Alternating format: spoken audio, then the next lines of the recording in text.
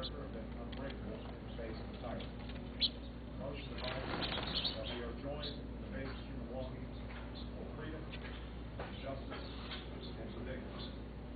Your revolution is your own. Your sacrifices have been extraordinary.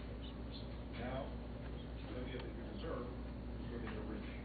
Going forward, we will stay in close coordination with the PNC to support that outcome.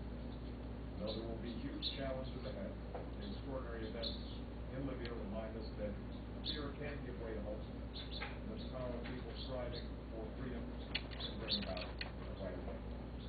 Thank you very much. President Obama